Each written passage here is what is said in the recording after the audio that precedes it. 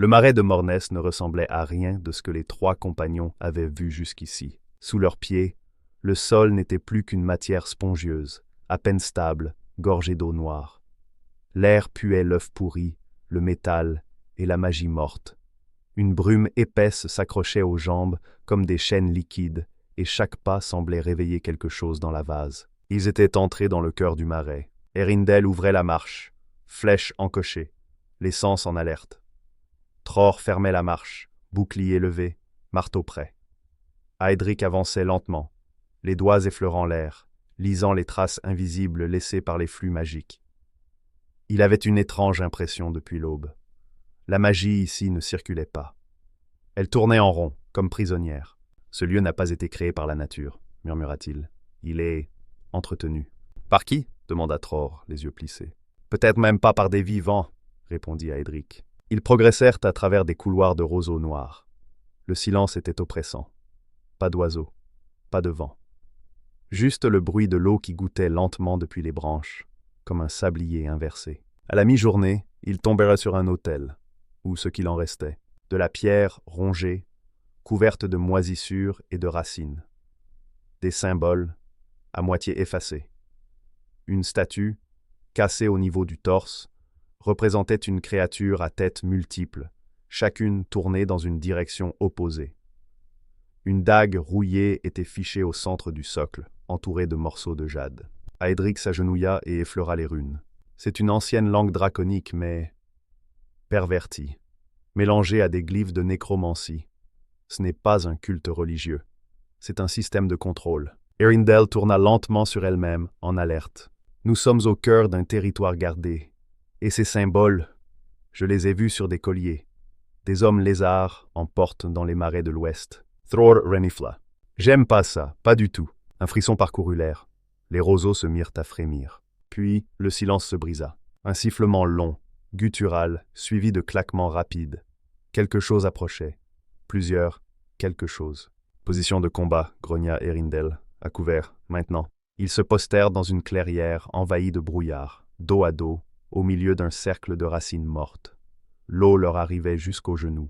Le premier homme lézard surgit de la brume comme un couteau. Grand, musculeux, peau écailleuse couverte de boue et de cicatrices.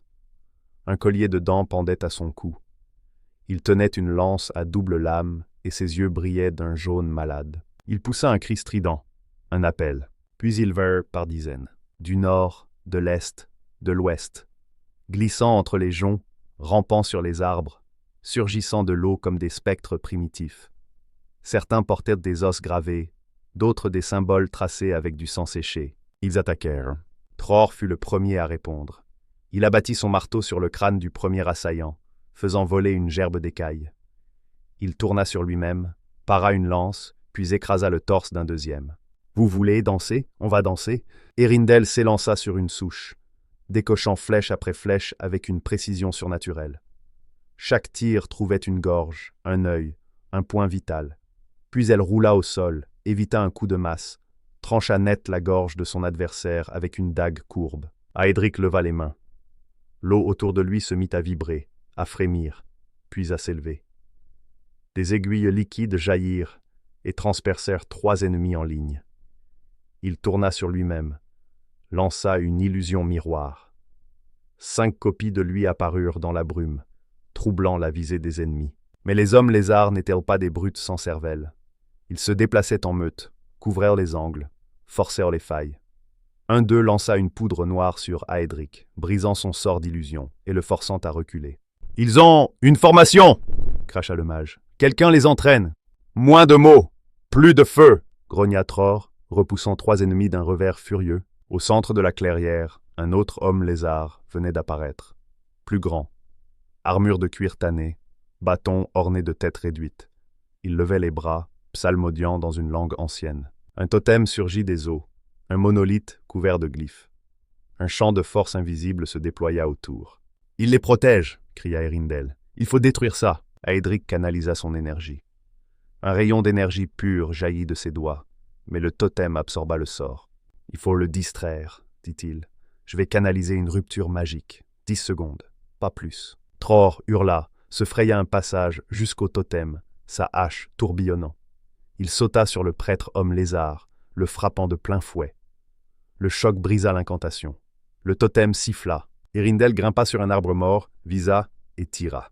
La flèche explosa en plein cœur du monolithe. Un éclair de lumière verte illumina la brume. Le champ de force se brisa. Aedric frappa. Un cercle runique s'ouvrit sous les pieds du totem. Un pilier de lumière bleue s'éleva, désintégrant pierre et chair. Les hommes lézards hurlèrent, désorientés. C'était leur chance. Tror chargea, hurlant comme un dieu de guerre. Eärendil couvrait ses flancs, ses flèches sifflant dans la nuit. Aedric invoqua une vague d'énergie pure, balayant les derniers ennemis. Puis, le silence. Ils restèrent un moment, debout, haletants, les armes levées, guettant un second assaut. Mais il ne vint pas. Autour d'eux, les corps des hommes lézards s'enfonçaient lentement dans la boue. Certains semblaient se dissoudre. D'autres se reformaient. Aedric s'approcha du cadavre du prêtre. Il leva la main, murmura un mot. Une lumière dorée éclaira les écailles du mort.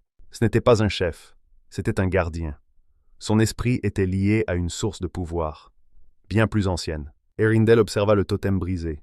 Une sentinelle, comme une barrière magique.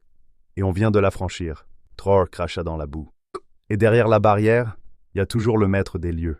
Ils marchèrent une heure de plus, dans un silence tendu. À mesure qu'ils avançaient, la végétation changeait. Le sol devenait plus solide, les eaux plus noires. Des ronces rouges rampaient entre les arbres. Et partout, des ossements, d'animaux, d'humains, et d'autres choses, plus grandes. Ils atteignirent une élévation naturelle. Une colline de pierre sombre, entourée d'un lac huileux. Au centre, une île. Et sur cette île, un cratère fumant, d'où montait une vapeur fétide. « C'est là, » murmura Aedric. « Je le sens. »« Je le sens aussi, » dit Eärendil, flèche en main. « Elle nous entend. » Tror ne dit rien. Il serra son marteau contre lui et observa l'eau. Dans la vase, une bulle énorme éclata lentement. Et quelque part, sous la surface, quelque chose remua. Demain, ils entreront sur l'île. Demain, ils affronteront l'hydre.